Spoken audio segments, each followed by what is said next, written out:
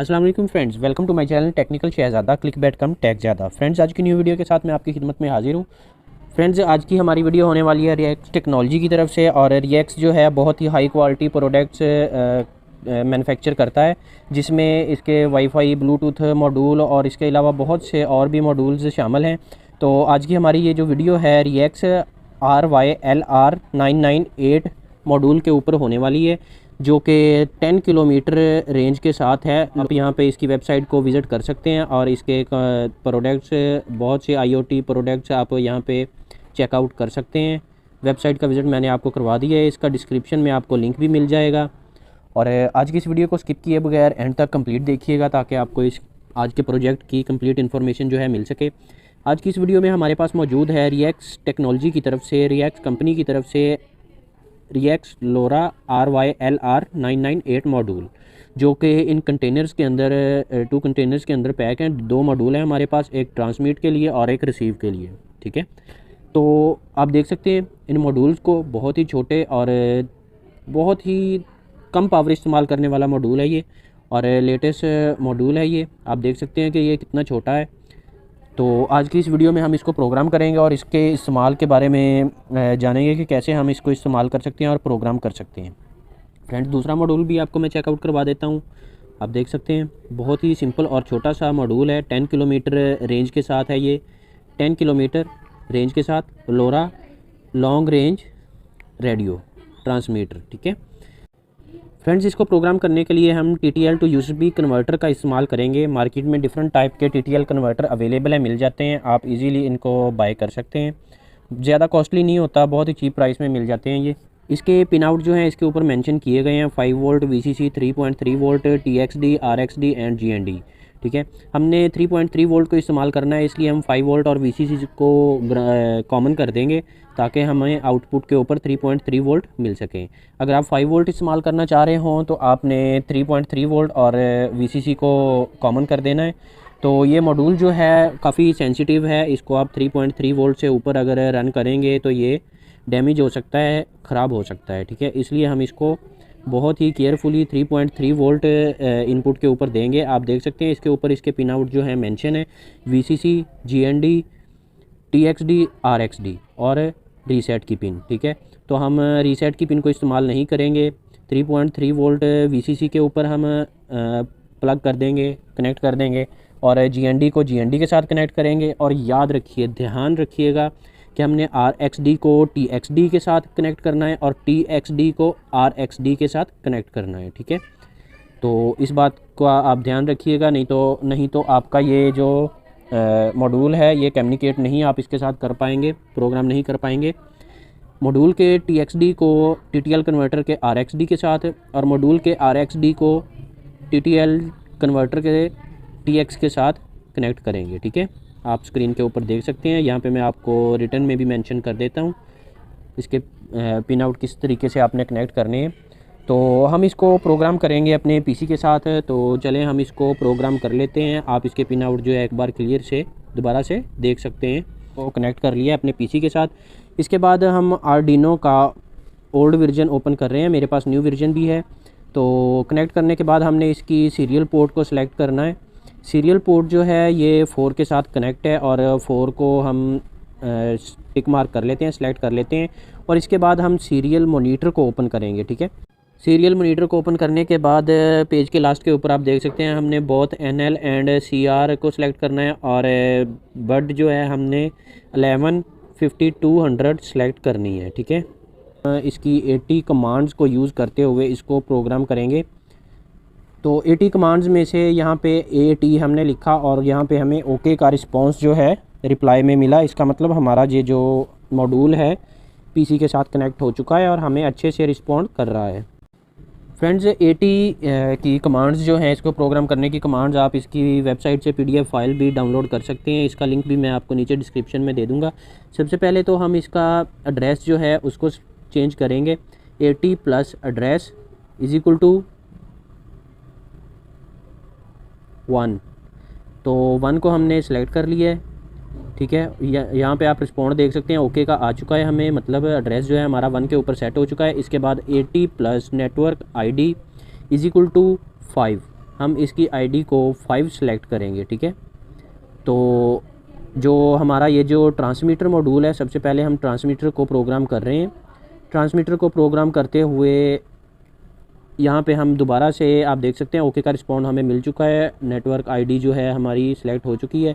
इसके बाद 80 plus band और इसके पास बाद इज इक्वल टू, और इसके बाद आप पाकिस्तान में हो या इंडिया में हो आप 865, इसके बाद आपने 6 बार 0 का इस्तेमाल करना है, 6 दफ़ा 0 जो कि मेगा हर्ट्ज़ हैं।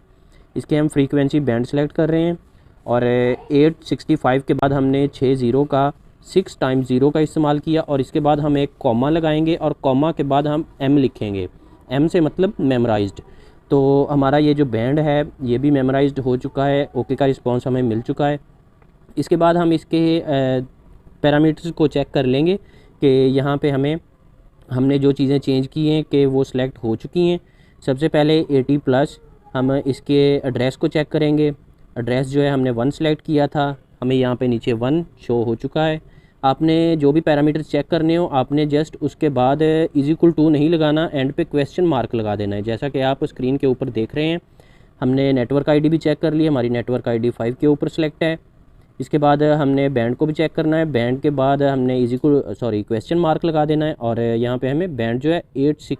फ्रेंड्स सबसे पहले तो हमने ट्रांसमीटर मॉड्यूल को प्रोग्राम किया है, ठीक है। तो इसी सिमिलर वे से, इसी सेम प्रोसीजर के ज़रिए हम दूसरे मॉड्यूल को, रिसीवर मॉड्यूल को जो है रिसीवर है, इसको भी हम सेम इसी तरीके से प्रोग्राम कर लेंगे।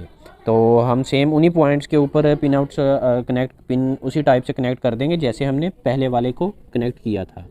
तो आप दोबारा से इसको पॉइंट्स को चेकआउट कर लीजिएगा केयरफुली। कनेक्शन जो हैं एक्यूरेट होने चाहिए, परफेक्ट होने चाहिए और ध्यान से याद रखिएगा TXD को RXD के साथ और RXD को TXD के साथ, ठीक है। इसके बाद सेम यही प्रोसीजर का इस्तेमाल करते हुए हम इसके रिसीवर को, ये तो ट्रांसमीटर का ट्रांसमीटर था और हम इसको रिसीवर को प्रोग्राम करेंगे सेम इसी तरीके से। ऐसे ही हमने पीसी के साथ उसको कनेक्ट कर लेना है और कॉम पोर्ट को सिलेक्ट कर लेना है और सीरियल मॉनिटर को ओपन करना है, ठीक है, आर्डिनो आईडी के अंदर। तो यहाँ पे हम वही सिमिलर वे, वही सेम तरीकाकार इस्तेमाल करेंगे। All the things are same.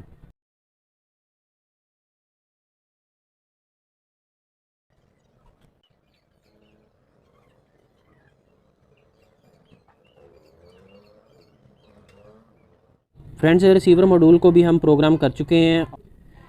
तो फ्रेंड्स हम अपने नोड MCU को भी प्रोग्राम कर लेते हैं, ठीक है। तो इसके लिए हमने चूज़ किया है आर्डिनो के लेटेस्ट वर्जन को, आर्डिनो ID के लेटेस्ट वर्जन को, आर्डिनो ID 2.2.1 को।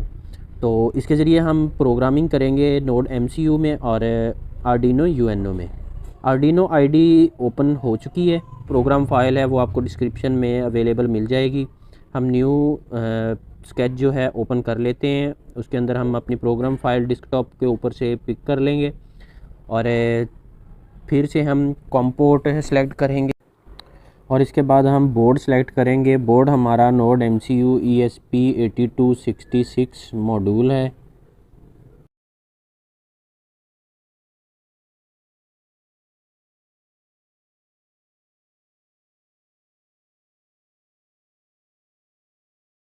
कंपाइलिंग डन हो चुकी है, अपलोडिंग हो रही है।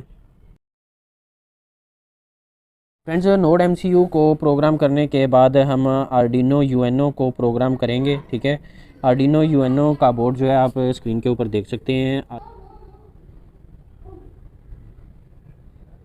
फ्रेंड्स हमने न्यू स्केच को ओपन कर लिया है। तो डेस्कटॉप के ऊपर हमारे ये प्रोग्राम जो है पड़ा हुआ है, तो इसको हम सेलेक्ट कर लेंगे। फ्रेंड्स प्रोग्रामिंग की जो फ़ाइल है, प्रोजेक्ट है और स्केच है, ये आपको डिस्क्रिप्शन के अंदर इसका भी लिंक मैं प्रोवाइड कर दूंगा, आपको वहाँ से मिल जाएगा। अगर आप सिमिलर यही प्रोग्राम अपलोड कर रहे हैं तो आपको अलग से प्रोग्राम करने की ज़रूरत नहीं है। लोरा RYLR और 998 वर्जन को, ठीक है। तो यहाँ पे हमने उसकी प्रोग्रामिंग जो है इसी स्केच के अंदर रख दी है। तो जस्ट आपको कनेक्ट करना होगा और वो प्रोग्रामिंग खुद ब खुद इसी में से बूट हो जाएगी, उसके अंदर प्रोग्राम हो जाएगा आपका जो मॉड्यूल है लोरा RYLR998। तो यहाँ पे हमने कॉम्पोर्ट वगैरह और इसका जो बोर्ड है वो सिलेक्ट कर लिया है। आप देख सकते हैं हमारी जो कंपाइलिंग जो है स्केच जो है अपलोड हो चुका है, कंपाइलिंग डन हो चुकी थी। और फ्रेंड्स आर्डिनो यूएनओ को भी हमने अपने पीसी के साथ प्रोग्राम फाइल अपलोड कर लिया है, प्रोग्राम कर लिया है। इसके बाद बारी आ जाती है इसके कनेक्शन करने की।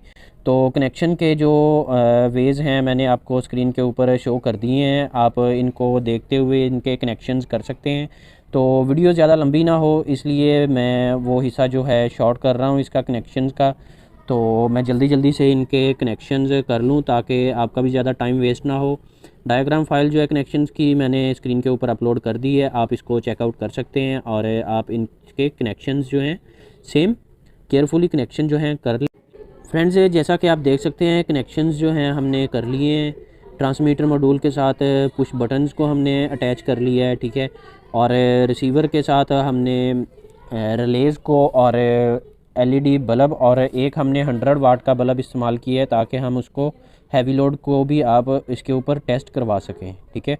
फ्रेंड्स नोड एमसीयू बोर्ड जो है उसको हम 5 वोल्ट चार्जर के साथ सप्लाई दे रहे हैं।